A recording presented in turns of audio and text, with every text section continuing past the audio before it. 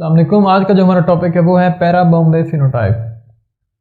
तो इसमें हम ये देखेंगे कि जो पैरा बॉम्बे फिनोटाइप है और जो बॉम्बे फिनोटाइप है इन दोनों का कंपैरिजन करेंगे और हम देखेंगे इनमें क्या क्या डिफरेंसेस होते हैं, यानी कि उसमें कौन से एंटीजन प्रेजेंट होते हैं और इसमें कौन से एंटीजन प्रेजेंट होंगे, इसी तरह इनमें कौन कौन सी एंटीबॉडी प्रेजेंट होती हैं, इन सब को हम डिटेल में स्टडी करेंगे। तो अगर आप लोगों ने बॉम्बे फिनोटाइप पे जो मैंने वीडियो बनाई है वो नहीं देखी तो आप लोग वो भी लाजमी देखें, उसका लिंक मैंने डिस्क्रिप्शन में दिया हुआ है। ठीक है, तो फर्स्ट ऑफ ऑल हम स्टार्ट करते हैं कि जो पैरा बॉम्बे फिनोटाइप है ये होती क्या है। जो पैरा बॉम्बे फिनोटाइप है, अगर इसका हम कंपैरिजन करें बॉम्बे फिनोटाइप के साथ, तो अगर एंटीजन का ही कंपैरिजन किया जाए तो इसमें जो एंटीजन की प्रेजेंस को वो देखते हैं कि उसमें, यानी कि जो बॉम्बे फिनोटाइप है उसमें कौन से एंटीजन प्रेजेंट होंगे। इसी तरह जो पैरा बॉम्बे फिनोटाइप है, इसको मैं PB से शो कर देता हूँ, पैरा बॉम्बे फिनोटाइप जो है उसमें कौन से एंटीजन प्रेजेंट होंगे, इन दोनों का आपस में हम कंपैरिजन करते हैं। तो इसमें अगर H एंटीजन को देखा जाए, जो बॉम्बे फिनोटाइप है इसमें H एंटीजन प्रेजेंट नहीं होता। इसी तरह जो बॉम्बे फिनोटाइप होती है इसमें B एंटीजन भी प्रेजेंट नहीं होता।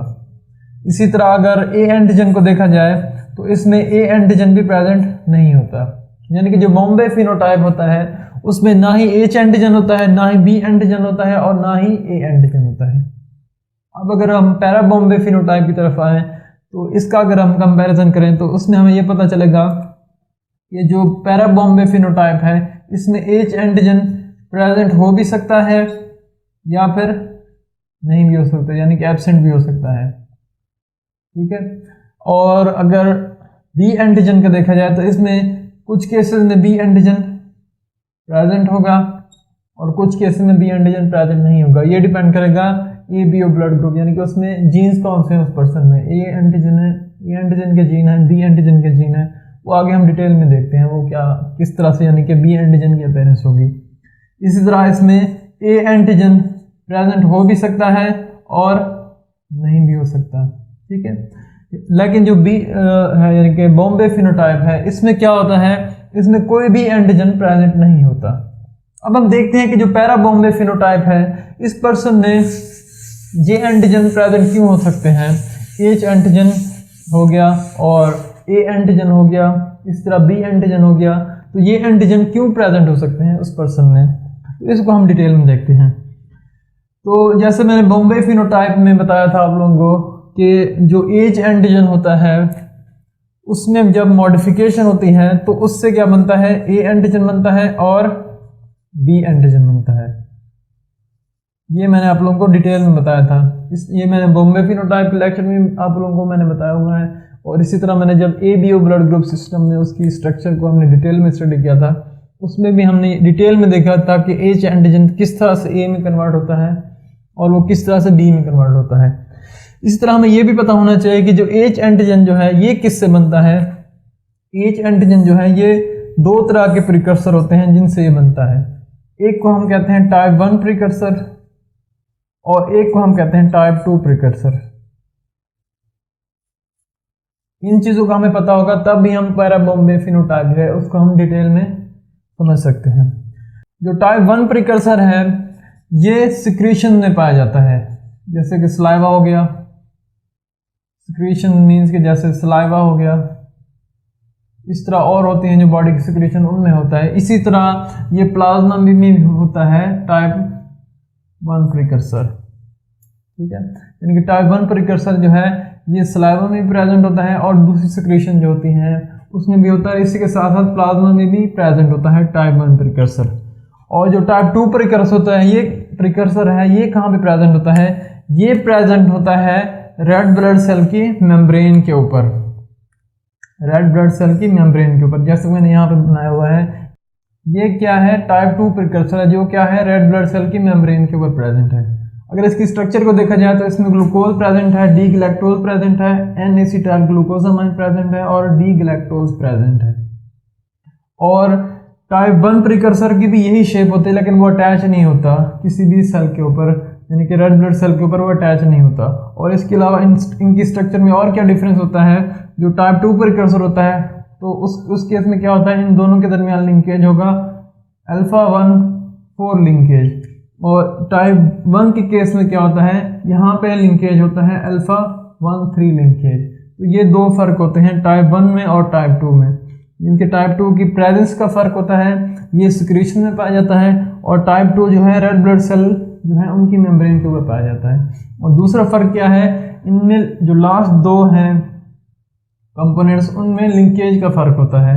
यानी टाइप 2 प्रिकर्सर है तब लिंकेज होगा अल्फा 1,4, 2 + 2 4 हो गया, तो वहाँ से आप लोग याद रख लें। तो टाइप 2 में कौन सा लिंकेज होगा, अल्फा 1,4 लिंकेज, और टाइप 1 में कौन सा लिंकेज होगा, अल्फा 1,3 लिंकेज होता है। तो जैसे मैंने आप लोगों को बताया कि एच एंटीजन कब बनता है, जब टाइप 1 और टाइप 2 में मॉडिफिकेशन होती है तब उससे एच एंटीजन बनता है, और फिर इस एच एंटीजन से ए एंटीजन भी बनता है और बी एंटीजन भी बनता है। तो इसी चीज़ को हमने ध्यान में रखना है, तभी हम पैरा बॉम्बे फिनोटाइप जो है इसको हम इजीली समझ पाएंगे। तो अब हम देखते हैं कि पैरा बॉम्बे फिनोटाइप है, इसमें एच एंटीजन क्यों प्रेजेंट होगा, इस तरह ए एंटीजन क्यों प्रेजेंट होगा और बी एंटीजन क्यों प्रेजेंट होगा।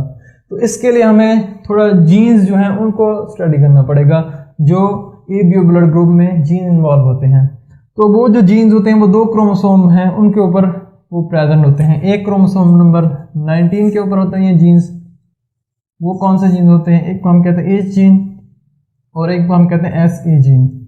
और इसी तरह एक और जीन्स होते हैं जो क्रोमोसोम नंबर 9 के ऊपर प्रेजेंट होते हैं।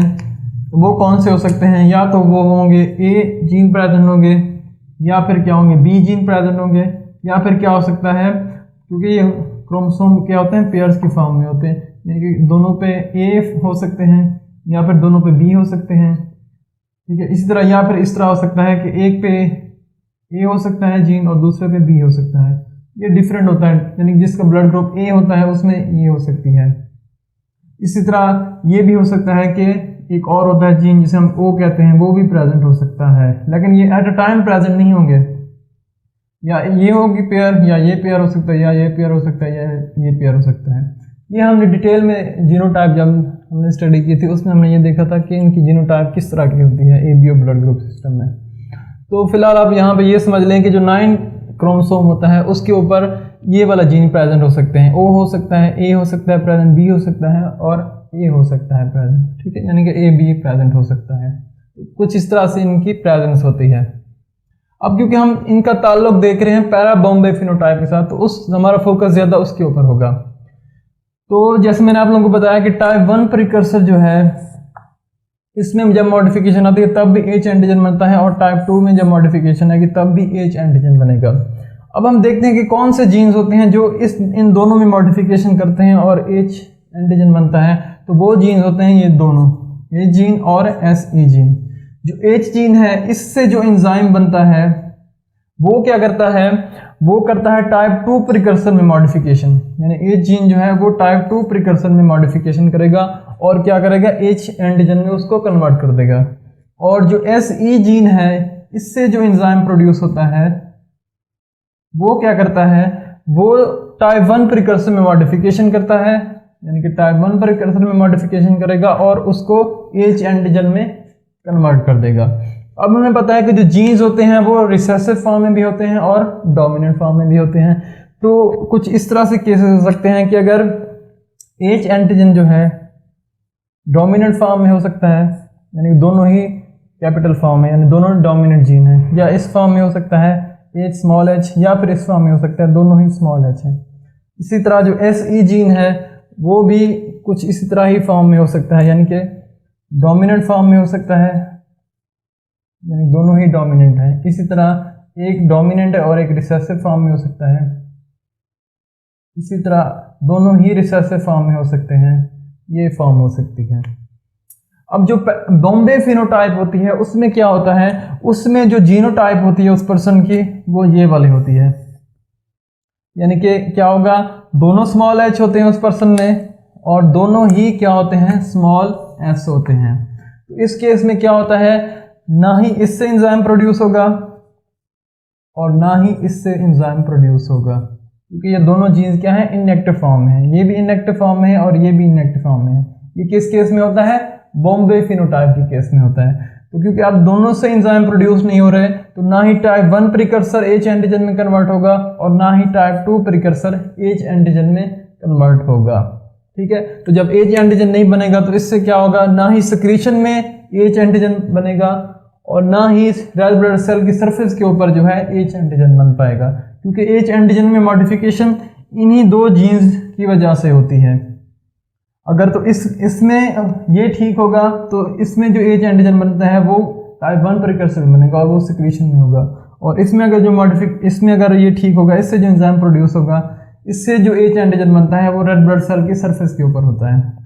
ये तो आप लोगों को पता होगा। ठीक है, तो अब हम देखते हैं कि पैराबोम्बोई फिनोटाइप जो है उस केस में क्या होता है, उस केस में क्या जीनोटाइप होगी। तो उस केस में कुछ इस तरह की जीनोटाइप होती है कि उस पर्सन की जो जीनोटाइप होती है कि जो एच होगा वो रिसेसिव फॉर्म में होता है, यानी कि दोनों ही स्मॉल एच होते हैं। तो इस केस में क्या होगा, टाइप 2 प्रिकर्सर जो है वो कन्वर्ट नहीं हो पाएगा, क्योंकि इसका एंजाइम टाइप 2 प्रिकर्सर में मॉडिफिकेशन करता है। तो जब टाइप 2 प्रिकर्सर कन्वर्ट नहीं हो पाएगा एच में, तो एच एंटीजन नहीं बन पाएगा। किसकी सरफेस के ऊपर, रेड ब्लड सेल की सरफेस के ऊपर एच एंटीजन नहीं बन पाएगा।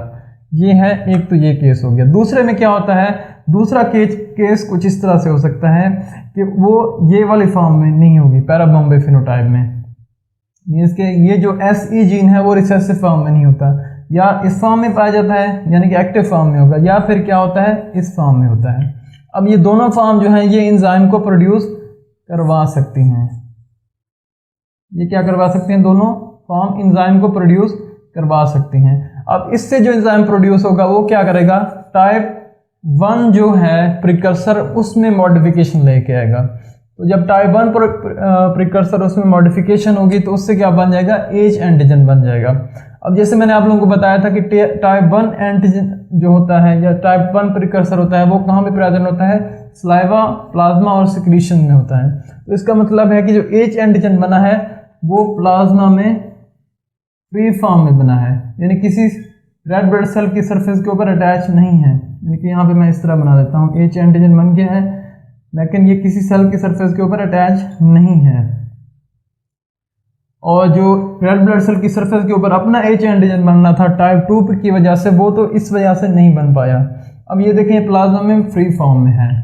अगर तो उस पर्सन की जीनोटाइप कुछ इस तरह की होगी, यानी कि उसमें AA या फिर AO जीन प्रेजेंट है, तो वो क्या करेंगे, ये जो टाइप 1 प्रिकर्सर से एच एंटीजन बना है वो क्या करेंगे, इस एच एंटीजन को ए एंटीजन में कन्वर्ट कर देंगे। तो ये किस में कन्वर्ट हो जाएगा, ए एंटीजन में। इसी तरह अगर एक पर्सन है उसकी जीनोटाइप कुछ इस तरह से है, BB या फिर BO है, तो उस केस में क्या होगा, उस केस में ये हो सकता है कि जो एच एंटीजन बना है प्लाज्मा में वो किस में कन्वर्ट हो जाएगा, यानी कि इससे जो एंजाइम बनेंगे वो क्या करते हैं, एच एंटीजन को B एंटीजन में कन्वर्ट करवा देते हैं। तो उससे क्या बन जाएगा, B एंटीजन बन जाएगा। ये डिपेंड करता है कि उस पर्सन की जीनोटाइप क्या है। अगर जीनोटाइप ये वाली होगी तो एच एंटीजन जो प्लाज्मा में प्रेजेंट है वो ए एंटीजन में कन्वर्ट हो जाएगा, और जो अगर उसकी जीनोटाइप बी वाली होगी तो फिर क्या होगा, एच एंटीजन बी एंटीजन में कन्वर्ट हो जाएगा। तो अब यहाँ तक हमने देख लिया कि प्लाज्मा में अभी तक ये अनबाउंड फॉर्म में है, ए एंटीजन भी बन गया है और बी एंटीजन भी बना है, लेकिन ये वो एंटीजन नहीं है जो रेड ब्लड सेल की सरफेस के ऊपर बनना था, यानी कि जो टाइप 2 प्रिकर्सर की वजह से बनना था वो एंटीजन नहीं है, बल्कि ये टाइप 1 की वजह से ए एंटीजन और बी एंटीजन बना है। इस तरह ये ए एंटीजन और बी एंटीजन सलाइवा में भी प्रेजेंट होंगे। अब होता क्या है कि जैसे मैंने आप लोगों को एक और मैंने लेक्चर बनाया हुआ है जिसमें मैंने लेविस ब्लड ग्रुप सिस्टम है उसको मैंने डिटेल में बताया था। उसमें मैंने ये बताया था कि जो लेविस ब्लड ग्रुप सिस्टम के एंटीजन होते हैं वो रेड ब्लड सेल की सरफेस के ऊपर बनते नहीं हैं, वो भी क्या होते हैं, टाइप 1 प्रिकर्सर में मॉडिफिकेशन होती है तो उससे लेविस ब्लड ग्रुप के सिस्टम के एंटीजन बनते हैं। तो वो रेड ब्लड सेल की सरफेस के ऊपर ऑलरेडी प्रेजेंट नहीं होते, बल्कि वो क्या होते हैं, सरफेस के ऊपर एड्जॉर्ब हो जाते हैं। एड्जॉर्बिशन का मतलब होता है कि सरफेस के ऊपर अटैच हो जाना। तो इस केस में भी यही होगा, अगर ए एंटीजन बनेंगे तो क्या होगा, A antigen red blood cell जो है उसकी सरफेस के ऊपर एड्जॉर्ब हो जाएंगे। तो इसका मतलब है रेड ब्लड सेल अब ए एंटीजन को शो करना स्टार्ट करवा देंगे। अब ये जो ए एंटीजन है वो टाइप 1 की वजह से आए हैं। इसी तरह बी में हो सकता है, अगर उसका बी ब्लड ग्रुप है उस पर्सन का, यानी बी जीन्स प्रेजेंट है, तो उससे जो बी एंटीजन जो बनेगा वो रेड ब्लड सेल की सरफेस के ऊपर एब्जॉर्ब हो जाएगा। और इसी तरह जो एच एंटीजन होता है, अगर तो क्या है कि उसके जीन स्ट्रांग हैं तो वो क्या करते हैं, सारे ही एच एंटीजन को ए एंटीजन में या फिर बी एंटीजन में कन्वर्ट कर देते हैं। अगर उसके ये स्ट्रांग नहीं है इतने जीन, तो क्या होगा, कुछ एच एंटीजन भी रह जाएंगे अनबॉन्ड फॉर्म में, यानी कि प्लाज्मा में। तो वो एच एंटीजन भी क्या हो सकते हैं, रेड ब्लड सेल की सरफेस के ऊपर अटैच हो सकते हैं। तो इनको मैं ग्रीन से शो कर देता हूँ, यानी कि एच एंटीजन भी रेड ब्लड सेल की सरफेस के ऊपर अटैच हो सकते हैं। लेकिन ये अगर उसके जीन स्ट्रांग होंगे तो फिर एच एंटीजन इतने बचते ही नहीं है कि वो इसकी सरफेस के ऊपर अटैच हो जाएं, ठीक है।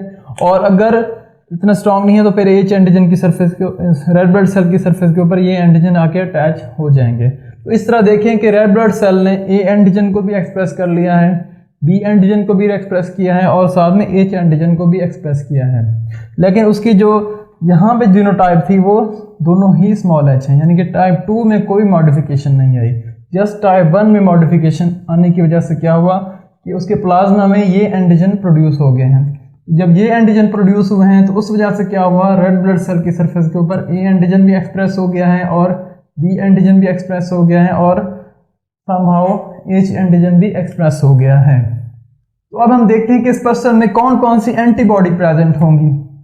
सिंपल सी बात है कि अगर उस पर्सन का ब्लड ग्रुप जो है उसकी, यानी कि क्रोमोसोम नंबर 9 के ऊपर जीन होंगे ये वाले, तो उसकी सरफेस के ऊपर जस्ट क्या होगा, ये वाले जो एंटीजन प्रेजेंट होंगे, बी एंटीजन प्रेजेंट नहीं होंगे, क्योंकि जो यहाँ पे सिक्रीशन में एच एंटीजन है वो जस्ट ए में ही कन्वर्ट हो पाएंगे, बी एंटीजन तो प्रेजेंट ही नहीं है। तो जब ये नहीं होंगे प्रेजेंट तो उस पर्सन में हमें पता है कि जो एंटीजन प्रेजेंट नहीं होता उसके अगेंस्ट एंटीबॉडी प्रोड्यूस हो जाती है। तो इस पर्सन में जो एंटीबॉडी प्रोड्यूस होगी वो होगी एंटी बी।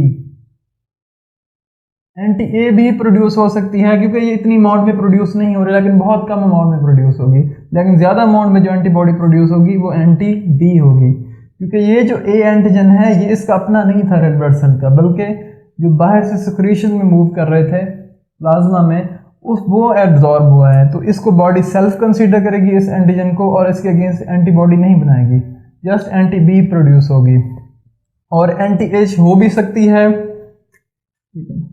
एंटी एच जो है वो प्रोड्यूस ज़्यादा अमाउंट में हो भी सकती है और नहीं भी हो सकती, ये डिपेंड करता है कि एच एंटीजन कितना एक्सप्रेस हो रहा है। इसी के साथ साथ एक और एंटीजन, एक और एंटीबॉडी प्रोड्यूस होती है जिसे हम कहते हैं anti I, capital I H.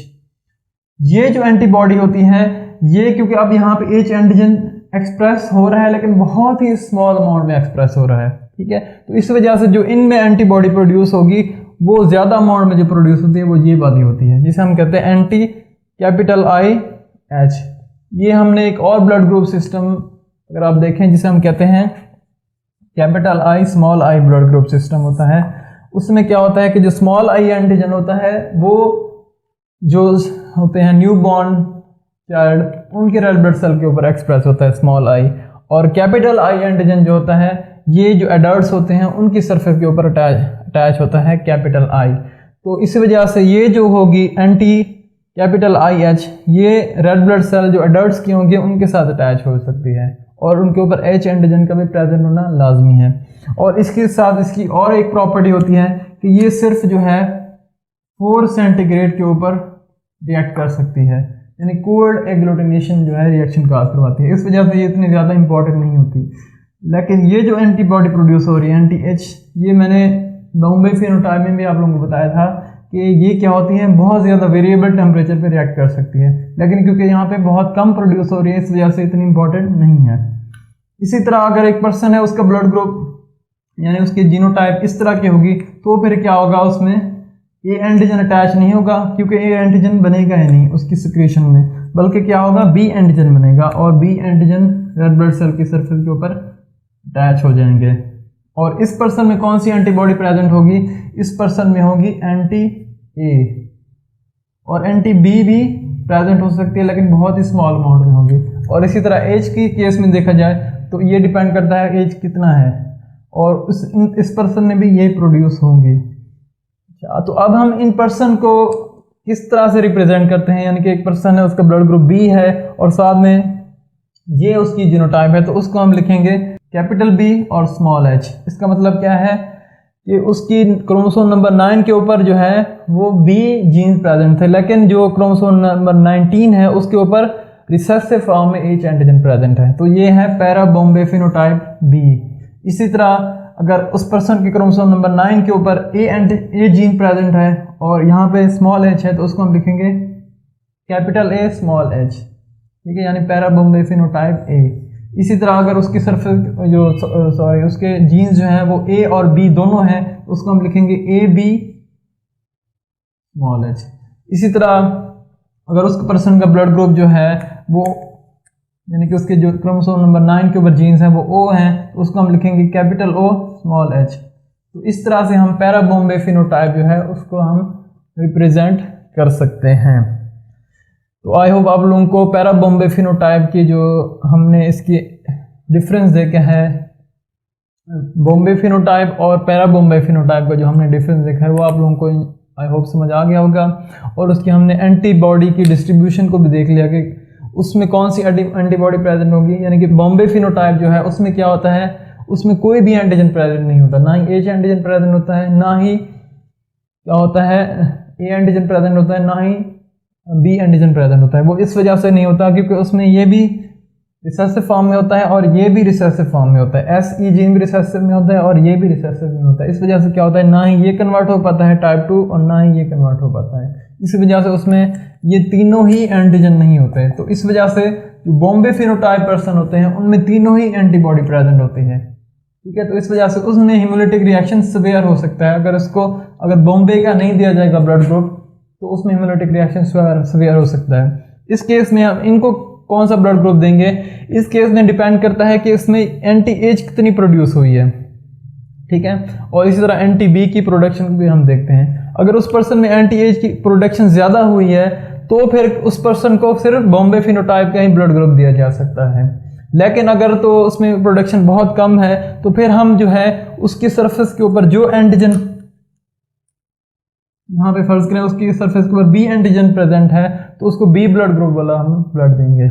इसी तरह उसकी सरफेस के ऊपर अगर ए एंटीजन प्रेजेंट है तो उसको हम क्या करेंगे, ए ब्लड ग्रुप वाला ज़्यादातर हम ब्लड देते हैं, ठीक है। तो आई होप आप लोगों को ये समझ आ गया होगा।